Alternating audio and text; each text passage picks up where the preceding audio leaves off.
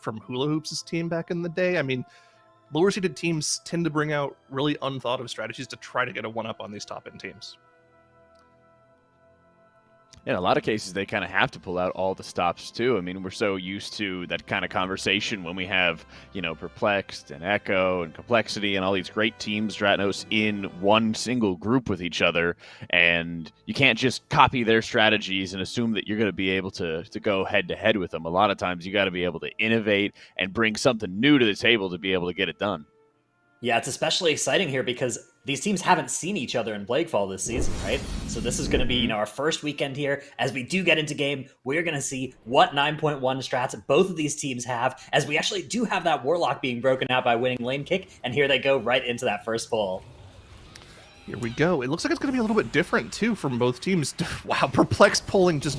Is that triple trash packs on top of Incinerator as well? Okay, that's kind of scary. If that Inferno cast goes off, we're going to see a very quick wipe from any team that goes for that pull.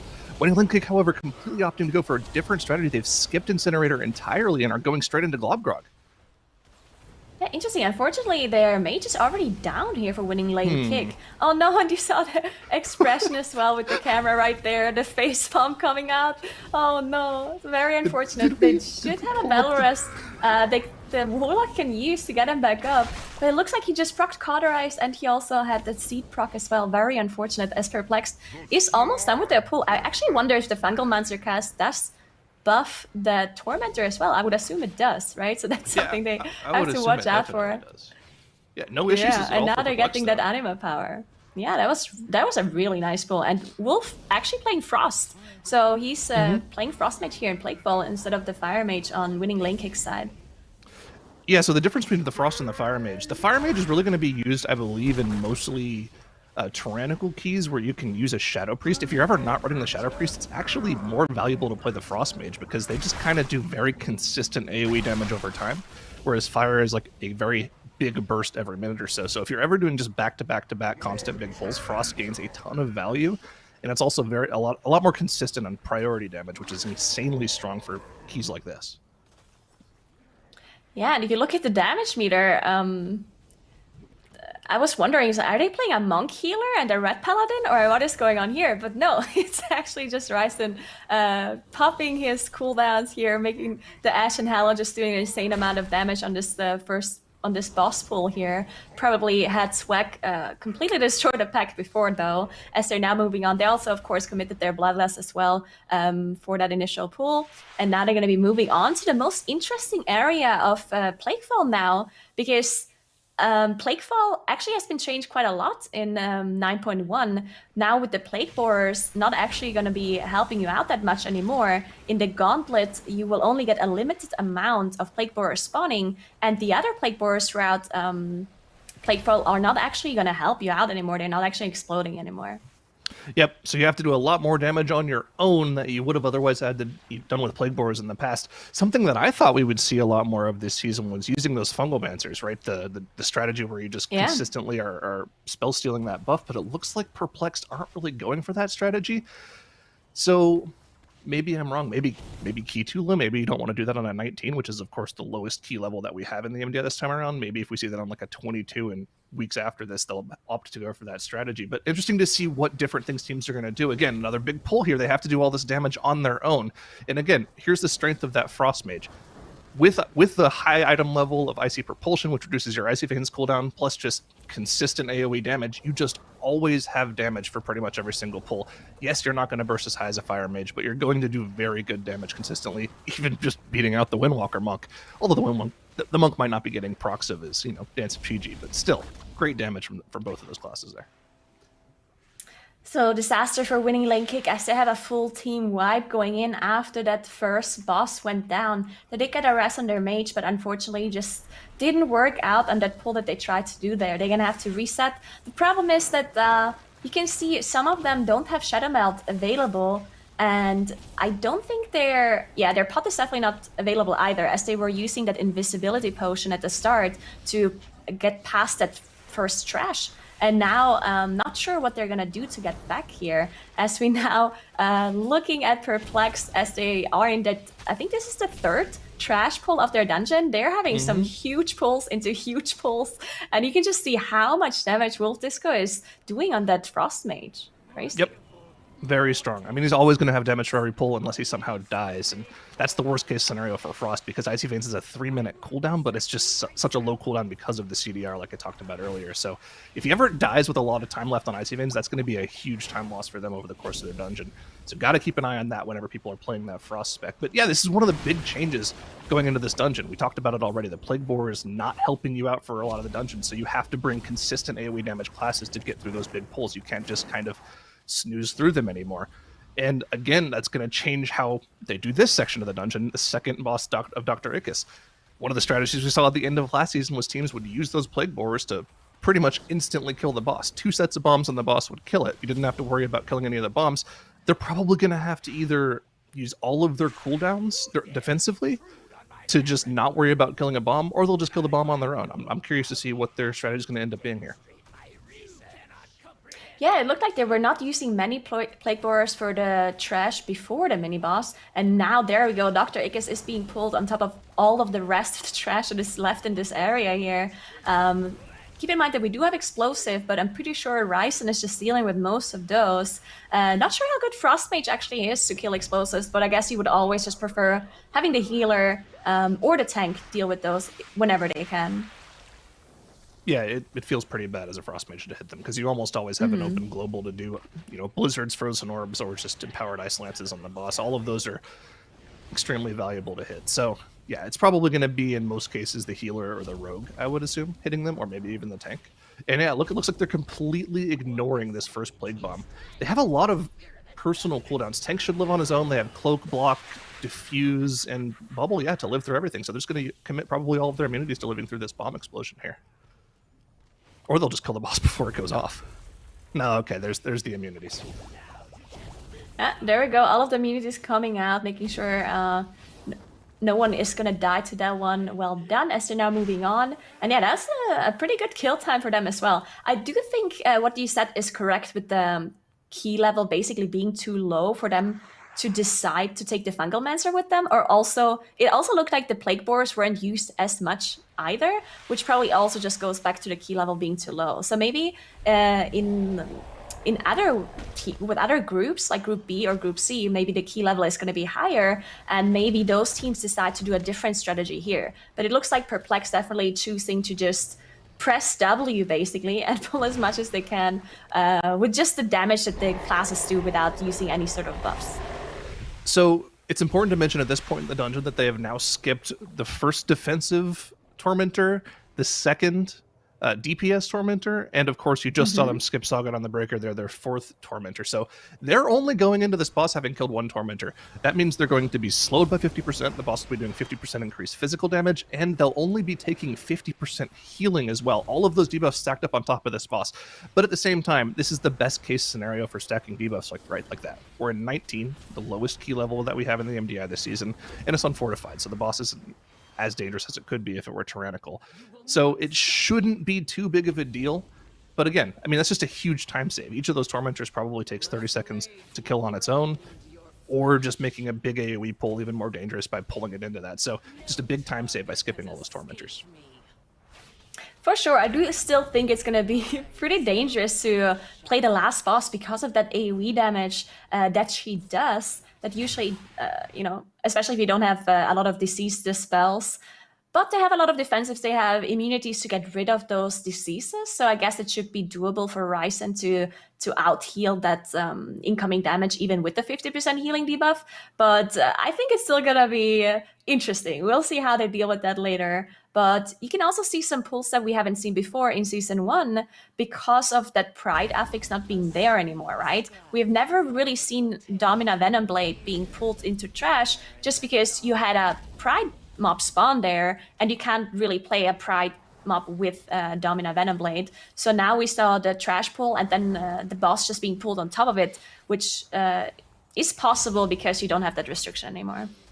Yeah, I mean, that's one of the big reasons we're seeing new class picks like Frost Mage and Subtlety Room, because both of those classes are insanely good at funneling single target damage from doing AoE. And as you can see, they're both topping the damage right now while doing probably most of the boss damage here. I'd guess that most of Swag's damage is doing AoE to the assassins and the trash that they pulled with the boss. So just new comp meta because of the affix pool, because of the changes from Season 1 to Season 2. I think it's going to be a pretty big trend to see a lot of focus damage in most of these dungeons, especially on Fortified. But I think it changes a lot when you get into Tyrannical Keys, because you really need to focus on way more single target damage rather than doing AoE damage. Yeah, I think so as well. Now we see Swag just pulling some of those blobs from the right side over, and they're dealing with this last boss room. You can see they're not even 10 minutes into the dungeon and they're already in this last boss room. So incredibly quick clear here by Perplexed so far without any deaths whatsoever. Incredibly good showing by Perplexed already from the get-go here. No nerfs, no nothing. They're literally just born to do this kind of speedrunning here for the MDI. Just really well done by them so far. And another thing to mention as well is that we have different covenants for some of the classes as well, right? We see the Necrolord here on the Windwalker, which is really convenient because in Season 1, no one really liked to play Necrolord from the classes that were represented in the MDI. So usually you have the tank go Necrolord, which maybe wasn't preferred, but they had to do it anyway, just to get like a buff sometimes. But now Divine Field can play Kyrian because Swag is just taking up that role of the Necrolord. And here we go, on to Margrave Stradama. You can see all of those debuffs filling up the party frames at the top there with those 3 debuffs I mentioned earlier. 50% slow speed, 50% healing reduction, and on top of that, 50% increased physical damage taken, even on 19 Fortified. I think if you take one of those Tentacle Slams, it probably is a one-shot with that increased physical damage taken. So really have to pay attention to all of that going on right now. Even if it's 19 Fortified, it's nothing to laugh at. And, I mean, what more could you expect from Perplexed? Coming in as the 1 seed, crushing it already. Yeah, and their Bloodlust just came up, even though they used it on that first pull in the dungeon. Just crazy how fast they are. I would assume they're going to pop it now, or in the last... There we go. Bloodlust being used by a Wolf Disco and a Trust Mage, and they're going to blast through this phase so quickly. I guess at that point, the 50% healing reduction doesn't really matter anymore if you're just going to blast the buff so quickly into the intermission phase. There's barely any range even coming out. You can see Infectious Range is now starting, and so only really have to heal one of them, which they can use all of their defenses for, as you can see. Just Cloak, everything just being popped immediately to help out Ryzen. Wolf not even using the Ice Block. For shame, Wolf, for shame. Maybe Alter timed I think it, it's though. not ready, right? You're right, Just it like wasn't up. a couple of seconds. He probably could have cold snapped and gotten it, but... Probably, I mean, yeah. You gotta give your healers something to do, right? True. Alright, so there we go. They are in the last phase. Of course, they already have 100% trash as well. So as soon as Stradama goes down here, they're gonna be taking that first game pretty convincingly against Winning Lane Kick. Of course, they had a lot of issues on their side, which hopefully can be resolved for that second dungeon raid we're gonna see soon. But congrats, Perplexed. What a clean run. Yeah, 12.5 minutes for Perplexed, going through Plaguefall, taking down only one of the Tormentors. Ratnos, we were talking about it before as to which of them would they possibly add to the table there, and very impressive by Perplexed starting off our series. Yeah, I mean, let's just highlight just how blazingly fast this dungeon run was compared to, say, last season, right? Last season, we would see stuff like 16 Plaguefall being really fast, right? 16 minutes. And now we're down to like 12 and a half, which is just an insane time. Look at the damage they were able to pump out there as well. Wow. Wolf Disco on that Frost Mage as well. So a new spec for us in the Shadowlands MDI showing up this time around. I mean, we know we've just been we can talking see interrupts about now too. Ooh, oh, that's true. Ryzen got to step it up. Y0. If only. Oh, I would love it if we could have interrupts again as healers. That would be fantastic. It was great. Mm-hmm. It goes to just show, avoiding a lot of the extra damage that they need to be taking, allowing their paladin to just blast damage as they need to. And, like you mentioned before, we're starting to see some more of that Frost Mage. And as, Zyra before, we're just so used to seeing, okay, it's going to be Fire Mage every single dungeon all the time here. Yeah, for sure. I mean, again, to double down on why people are playing that Frost Mage, their conduit that they have, Icy Propulsion, every single time you crit any instance of damage, Blizzard Tick, Icicles, Ice Lance, Frozen Orb crits, reduces the cooldown of your Icy Vein by 1.5 seconds. So on AoE with 8 targets, you're getting your Icy Veins up probably every 15 seconds. It's pretty disgusting how often you hit that button. And it doesn't matter about like how many targets they hit every single time is just going to any sort of instance of a crit. Oh my goodness. Yep. All right, well, let's start going over this map as well, Dratnos. What was making Perplexed so lightning fast here? Yeah, so this first pull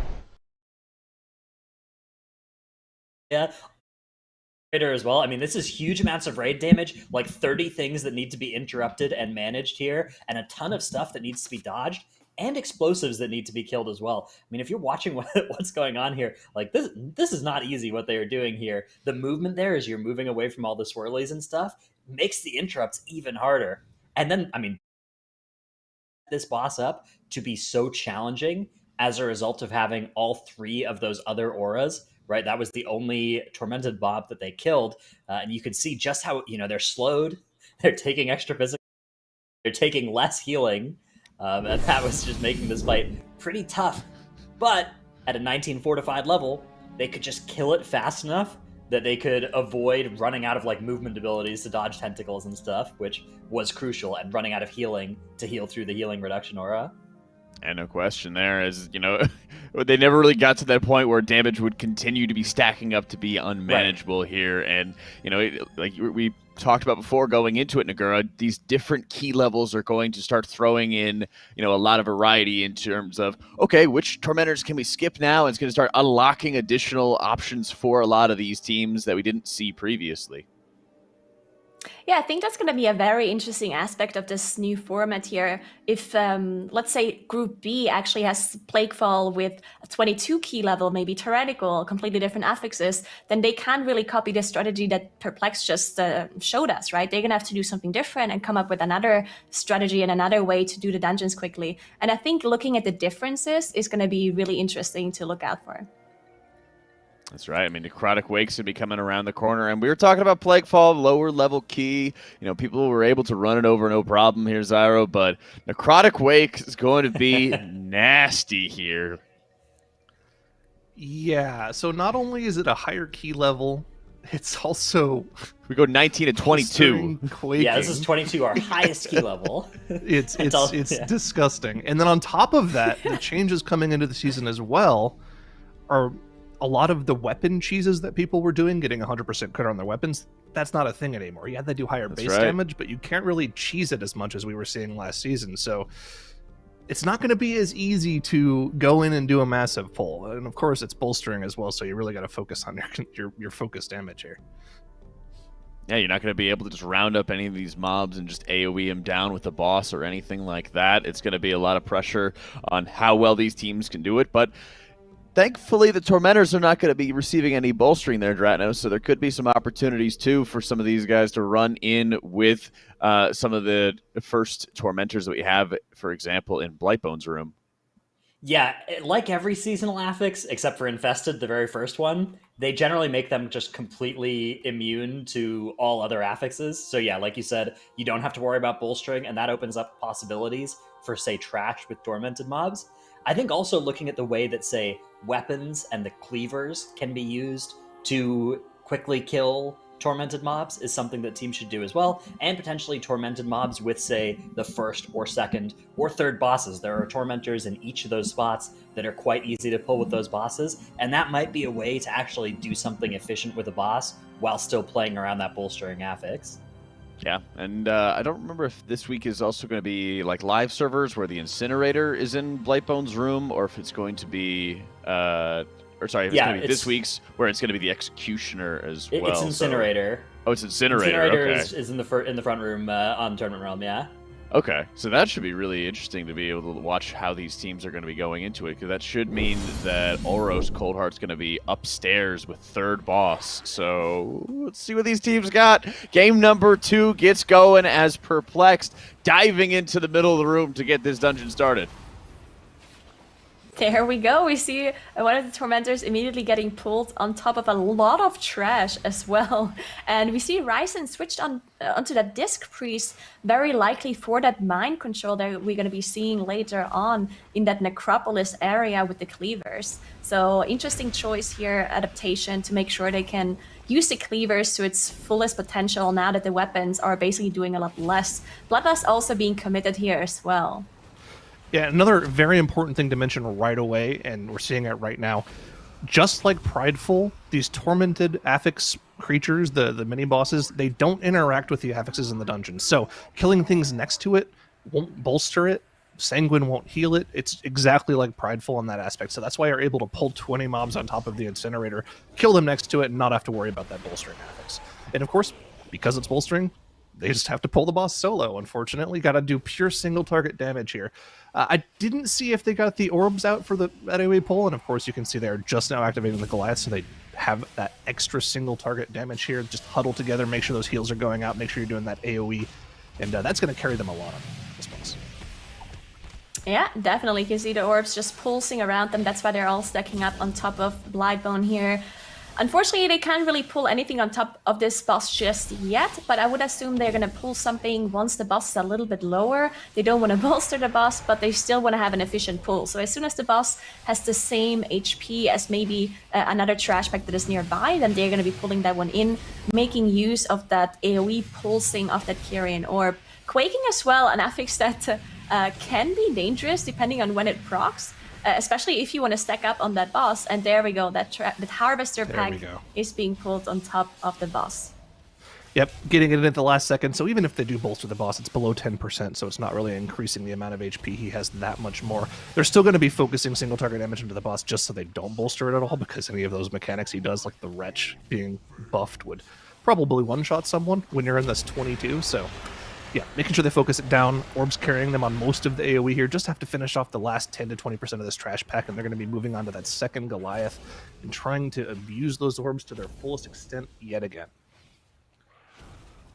Yep, and now we're going to see how to deal with the rest of this dungeon. This is also a dungeon where we're probably going to see quite a few changes on how everything is going to be pulled because of those 9.1 weapon changes and because of the affixes, really. I mean, having a 22 with bolstering definitely means you're going to have to change up a lot, because Necrotic Wake was one of the dungeons that was cleared the fastest in Season 1. I think we had like less than 12-minute clears when they basically just pulled the whole Necropolis down and snapped it onto the tank and just used those weapons to completely just destroy a pack. So that's not going to be happening anymore, and it's all going to be just a little bit slower. But we still see a huge pull coming in by Perplexed here. As they pull the mini-boss and the Marauder pack, just everything. There's going to be a lot of single-target focus damage that they need here, but they have the Rogue, right? They have the Rogue, the Sub-Rogue, with all of them helping out a lot for that bolstering. I mean, Narzuto was the second to last thing to die. Priority target damage, and Wolf Disco still... but because he died as combat ended, but that was fine because it was at 5% HP. Yes, they left us so they can save that for later on in the dungeon. Very good time usage there from them. Now, they didn't pull these two Marauders into that pack, which is something that we saw a lot of last season, but I'm guessing that you're just able to do it with this pack as well, and you can get these orbs from the Goliath right now instead of saving it for later. You won't have any of the orbs on the boss, but I think that's fine. Yeah, I think so as well. They might even be able to carry this buff into the next. It hasn't been picked up yet. Oh my god, please don't forget about it. Who is it? It's Ryzen, right? There we go. Yeah. Oh, no. Wait, no, it was Ashine. He was waiting for Shine. the grip. Oh my god. I just gripped him into the orb. The healer's carrying the DPS once again. Good job, Ryzen. God, the healers really are like the mentors of the beautiful. group, right? Come get your buff. Come on, get over here.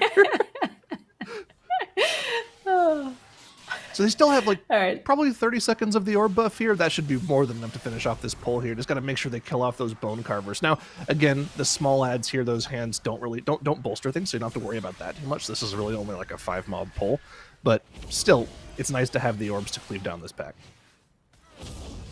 Oh yeah, definitely. I mean, this is also one of those pulls where in Season 1 we saw like a Pride mob spawn in the middle of the pool, and we saw lots of chaos and teams just complete like team wiping to this one. But of course, to pull a little bit smaller this time around, not pulling that rare mob into it as well, using that shroud now to get past this trash pack.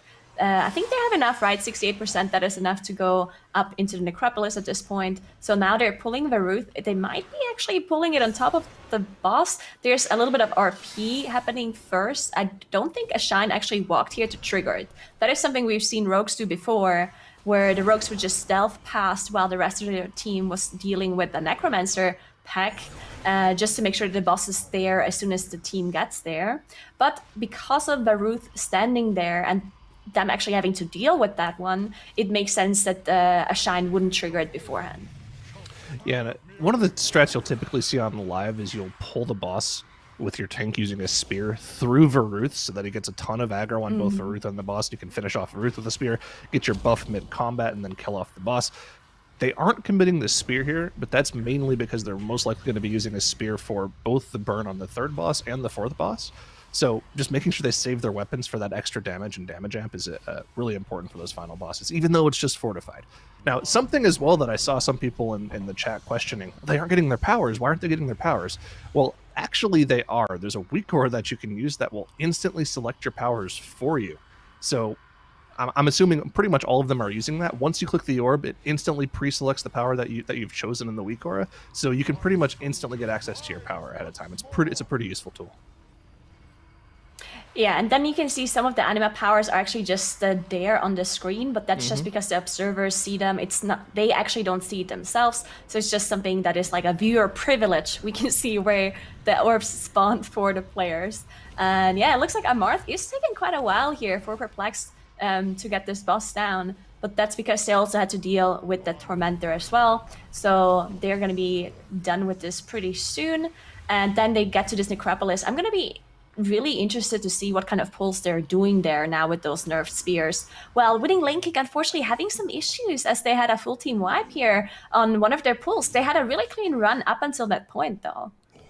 Yeah, and I don't want to be too harsh on winning lane kick. I think something you said earlier and something that we've consistently gone back to whenever you look at this first matchup, which is typically between the 1 seed and the lowest seed in the bracket, is that as the lowest seed, it's almost always usually a better idea to just practice for your lower bracket matches because it's going to take a lot of mistakes from the top end seed for you to beat them. So yes, they aren't performing particularly well, unfortunately, but I think that's more than likely because of that reason. They're probably practicing for their lower bracket match, so we should see a much better showing from them in that, and I wouldn't be surprised if we even see them give that team a run for their money. Yeah, definitely. And I mean, if we look at the last season format, it was the number 1 seed versus the number 8 seed typically. And even then, a lot of the times, the teams just decided to not practice too much for that first match against the number 1 seed and rather focus on the lower bracket. And this time, it's an even bigger gap. We have the 1st seed versus the 24th seed. So first versus last, which if you're winning lane and you have a limited amount of time to practice, you definitely, like, it just makes sense that you would focus more on those lower bracket dungeons. So I definitely am not surprised to see them having some issues here if it's not the dungeons that they really focused on, especially because Necrotic Wake is one of the most difficult affix combinations here in this tournament here in Group A. It's 22 fortified bolstering Necrotic Wake. That is crazy. And that Perplexed is having such a clean run has nothing to do with the dungeon being easy, but just Perplexed being that good. Yeah, I mean, there's a reason Perplexed has pretty much always been one of our top end teams for the past 2.5 years, right? They are just that good. And they are going for, they did go for the mind control strat, so they still do have that flesh crafter left over. That strategy hasn't gone anywhere. You still make sure you keep that flesh crafter alive by mind controlling it so that it continues to spawn trash in this room. So, yep, similar strats from last season. And I want to go back to comparing times like Dratnos did for that Plaguefall. We had a 12:30 Plaguefall, and I think our very fastest time last season was like in the high 14s. Just, again, talking about how the strategies are really opened up now that you don't have to worry about those 20% thresholds for Prideful anymore. You can just go for massive pulls and go as big as possible without, while staying consistent. I'm trying to find what our Necrotic Wake times were last season after all of the weapon nerfs, and I'm seeing 17, 18, 19-minute Necrotic Wakes, I think. We actually had very high 13 from Echo, so I want to see how this Perplexed run matches up against that. Because remember, that 1340 run from Echo last season was on a 19. Or actually, it was on an 18, excuse me. This is on a 22. And they're probably on pace for about a 13 or 14-minute run here, which is pretty crazy to think of. Yeah, I'm actually really surprised just how fast Perplexed is. I was even saying before they started the dungeon that we're probably not going to see those like 12, 13 minutes runs that we've been used to from Season 1 because of the weapon nerfs and also because of bolstering as well. But Perplexed is really proving me wrong here as they're doing just crazy pulls anyway. It seems almost like they don't care about that bolstering affix with the choices of specs and classes they have here with that Subrogue and that Frostmage. They can still just pull big and just have them focus down the higher HP targets, and it really just works out for them. It's such a good comp for bolstering specifically. And even though the weapons are nerfed, they are still just going for those insanely big pulls. And of course, they still have that Flashcrafter. That didn't change, as you mentioned. With the Mind Control, you can see them position themselves right behind the highest HP mobs and making sure that those cleavers go into the high HP target. They do want to look out for bolstering because I'm actually not 100%. Oh no, Ryzen actually going down to one of the cleavers from the Flashcrafter. It looked like the mobs just got moved out of the cleaver here, and then Ryzen went down. Ooh. But they do have a battle rest to get him back up. Yep, and they still have an extra one available for the last two bosses here as well. Now, of course, important to mention, just like we talked about in PLAGUEFALL, because this is a higher key level, they have actually dealt with two of the tormented mobs as well, probably both of the DPS ones. That means not only are they removing one of those debuffs from the final boss, but they're also giving themselves an extra buff. And if you guys at home want to see what buffs these guys are using, you can check that out on our gear tool by typing !gear in the chat or going to mdi.gcd.tv. All the powers the players are selecting will be on that tool as well, so you can follow along at home and maybe use those for your builds when you're playing Keys on Live too.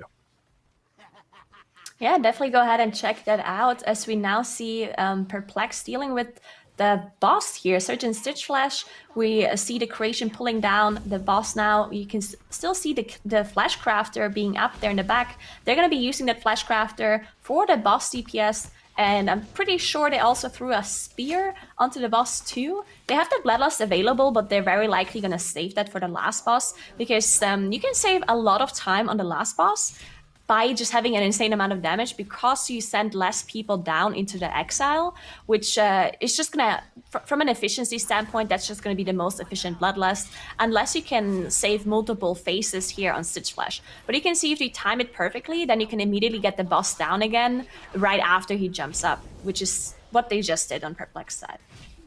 Perfectly executed.